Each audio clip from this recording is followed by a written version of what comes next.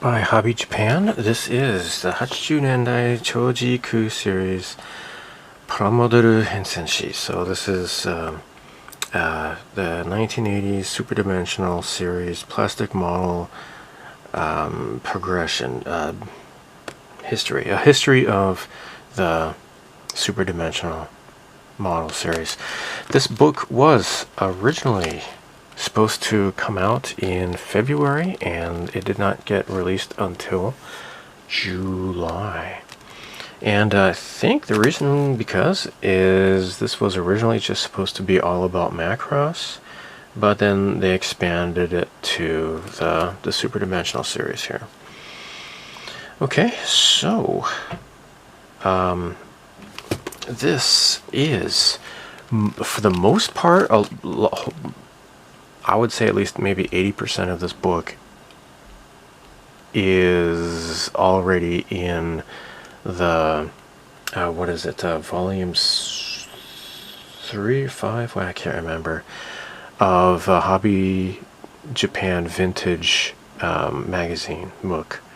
And I've already done videos on those, so I'm not going to spend a whole lot of time going through this with the stuff I've already shown. First of all, I'm going to take this obi off because it's going to get in the way. So anyhow, yeah, I'm not going to spend a whole lot of time going over this, but this is basically all of the really awesome 80s Macross and beyond, right? So this is Macross, Orgus, and Southern Cross. So we got these really cool custom builds of these old kits. So right off the bat, like, these were featured in those other MOOCs. This is new content here, so let me show you here. Yeah, so it starts out with Imai. All right, so the first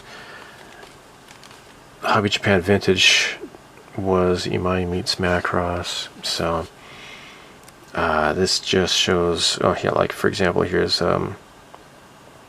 Kawamori, interview with Kawamori. This was already in the other issue, so a lot of this is just repeating what was already shown.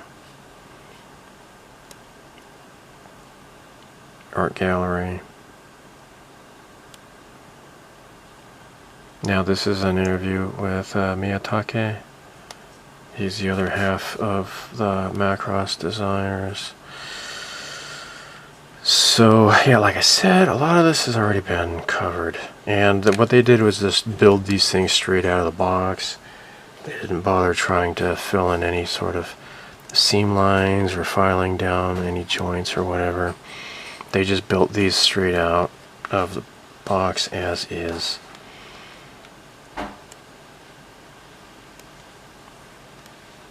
So what's the purpose of maybe getting this? Well, if you did not get the Hobby Japan Vintage, the prior ones, and I think the first one, with Imai meets Macross, that one is maybe kind of difficult to find nowadays. But this does have some new material. So this is an interview with Takani, right? He's most famous for the brilliant Tamiya model kit boxes, but of course he also did the Macross model kit boxes. Really cool stuff. So this is all the stuff that was made by Imai. Now this is a custom build here. Like you can see that the legs are splayed. Oops. So this is, you know, they incorporated ball joints, and they also put batteries in here as well, making this a lighting up kit, like these little lights in the back, and also the cockpit here. Those are lighted. Okay. So yeah, this was also really beautiful. This is an actual model kit that they painted up to look like the box art, which is really fantastic looking. Alright, so yeah, emulating the Takani style. Really fantastic. Now this is new. This is the 100 scale VF1J Armored Valkyrie by Imai. I finished this kit, I think it was last year, I can't remember. Maybe in the past half year. So yeah, this is modified, right? So the what do you call them? Ichijo molds, right? They actually carved this out on the sides here as well. Worked on the mono eye to make it look a lot better. It's just really, they did a really good job. And it says here that they used the hand parts from Brickworks' 80s Power Hand set. So these really match the the Armored Valkyrie's fists, because what the kit actually comes with they're really oversized and they look kind of dumb. These are actually pretty well molded. The gun pod, it says here, is from an RDE 100 scale Battleoid model kit. So that's what it's holding. Now like I said, I built this myself, and I found that the decals that were left over from the Hasegawa 72nd scale kit, it had a whole lot of extra decals that were smaller, and it just coincidentally, or maybe intentionally, they fit this kit very well. So most of the best decals were used from the Hasegawa 72nd scale. Now this says right here that the decals used in this model, they are all of them are from 80s kit decals, and it says here that it really adds to the whole aesthetic of the 80s. So I had used like a sheet of decals, UN Spacey decals, that I bought from eBay. It's from a store in China, I guess. And I just took a bunch of other random decals. Now part 2, this is the Arii Macross. So again, I'm not going to spend too much time going through this, but the older Batroid, and then they kind of redesigned, so they had like 2 different runners.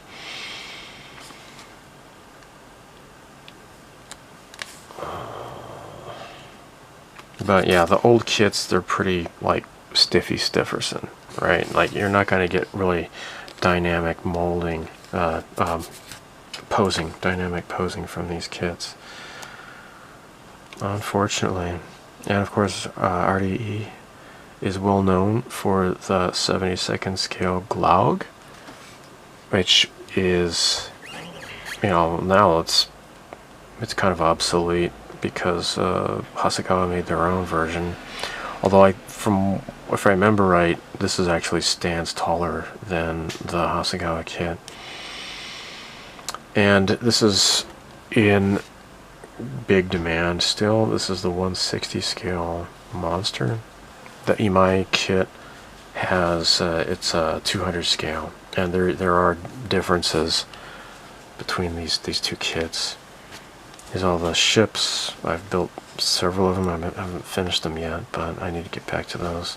That's a project that I haven't touched in a while.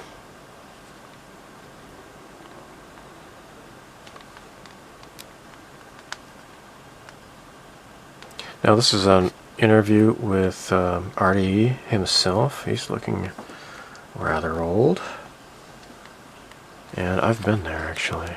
That's in Saitama Prefecture. RE Microscale, their factory. Now moving on, here is Orgus. Don't think there's any new content to this part here. I think this is pretty straight as is. I mean, in terms of, what was already in the Hobby Japan Vintage issues, I don't think there's anything added. And here's Southern Cross. And again, they were planning on making, Imai had plans to make the Spartan model kit. It was going to be transformable, right? In America we call it the hover tank. It never happened because the show was a big flop. And yeah, but these are pretty decent, I guess. Look at that, boobs. Boobs, check it out on the next page. Look at that. Titties. Titties. I don't know why they chose to do that. That's pretty silly. I had the Flash Clapper model kit, but I ended up selling it. I just figured I wasn't ever going to get around to buying it, or to building it, so I got rid of it. Okay, so this is one of those fancy custom builds. Ishkick. Pretty cool stuff. But yeah, all of this was already covered in the Hobby Japan vintage issues. Now this also was in the previous issues. Really fantastic, right? So this is the Arii VF1D 100 scale, and you can see with the legs splayed out that this has ball joints incorporated into the build, and it uses the hands like these are. This is not the original kit hands. That's from, I believe, Kotobukiya, maybe. I can't remember. Oh, I can't have. Yeah. Where it says right here, hand parts, Kotobukiya. Down here. It's from their MSG, the Modeling Support Goods Normal Hands A set. That's where they got that from. So yeah, these hands are really nice, and they fit perfectly with the 100 scale Valkyries. So yeah, really fantastic build. And this is new. I'm pretty sure this is another Arii Batroid build, and this looks really nice.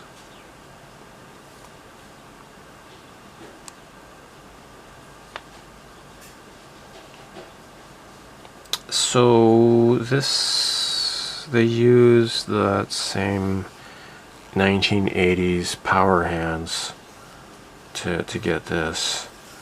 Actually, I kind of prefer the more angular hands here. I mean, it kind of resembles more like the Do You Remember Love movie Valkyrie hands. This is more TV show hands. And I did look at this. They're using Oyumaru to cast some parts. I don't know what they were casting. I mean, I just looked at step 6, and I'd have to read the whole build to see what they were doing with that. But yeah, Oyumaru is that plastic clay that you put into hot water and you can make molds. Now this is completely new in this book, completely new. This was never featured before, and actually I was kind of disappointed because, you know, they showed the Imai and Arii Macross kits in Hobby Japan Vintage, but they did not show the Nichimo kits. But that's what you get with this. Isn't that great? This is all Nichimo, so this is all exclusive content here. Now, as you can see here, these are the 200 scale Nichimo Macross kits. These are really cool. I noticed here, like, this is the VF1J kit here. The face, like the Maro eye, is a little bit too big. This one here is the Armored Valkyrie, and they got it a lot better. It looks a lot more proportional.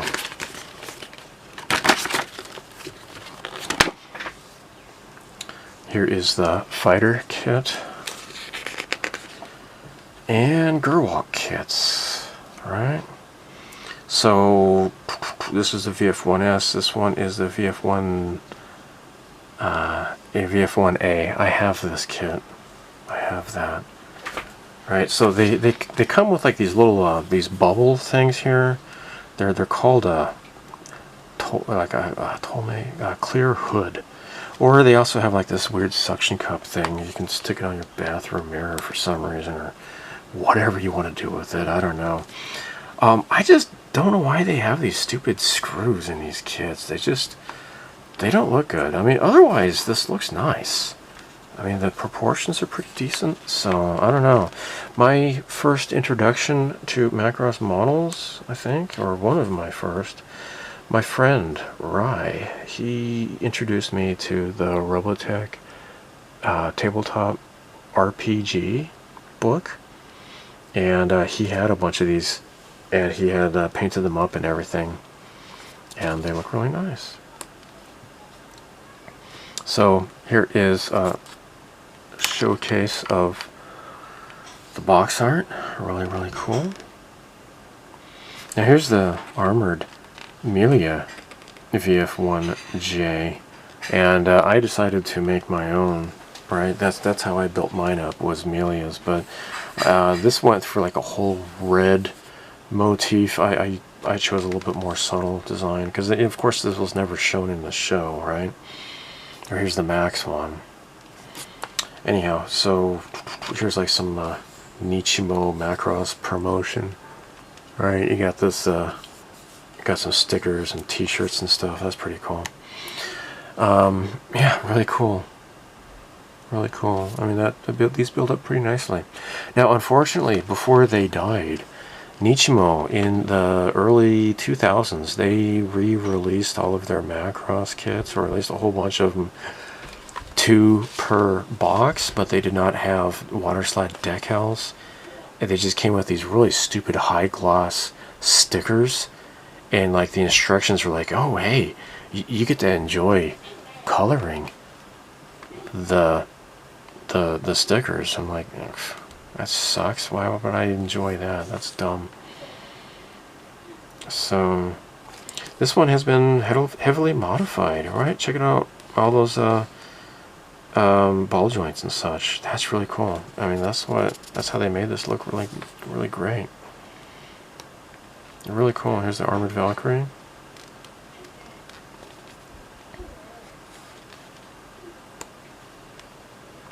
Now, this also is exclusive to this book, right? This is the Takatoku Valkyrie. This is what started it all. And they did this really fantastic transforming toy. And I guess it was so even despite it being so fantastic, they went bankrupt. And I think the molds were sold to Takara. I mean, it probably says so in this. But, you know, that's how we ended up with Jetfire, right? It was a Super Valkyrie, like a repaint variation. And, yeah, it became Jetfire in the Transformers just briefly. And I think it was a VF1J Super Valkyrie, I think. I don't know. Can't remember. Or maybe it was a VF1S, but it had the red coloring on it. I can't remember. So these are 100 scale conversion kits. What's all this about? I don't know. Oh, I think I've seen this before. Yeah. And here's a interview with the guy whom I assume worked for Takatoku. Pretty sure. This is like a timeline here. This is a list of releases of Macross model kits. Well, Macross, Orgus, and Southern Cross.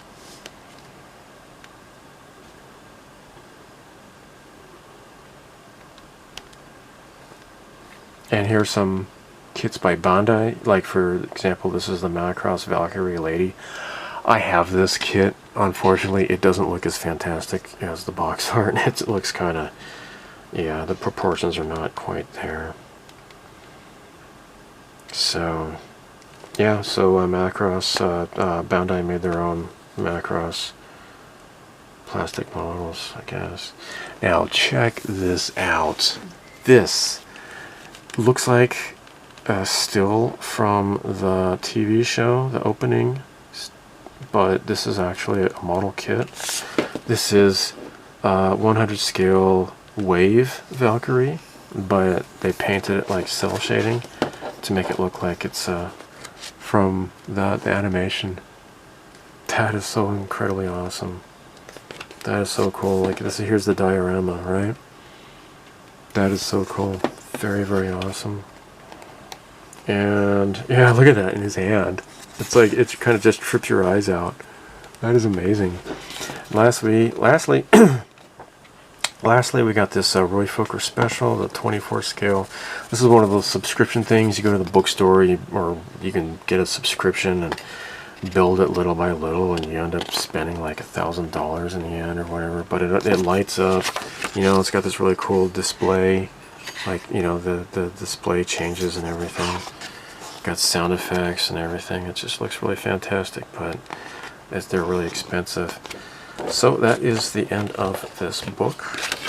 So yeah, again, this is brand new, right? This is July 2026.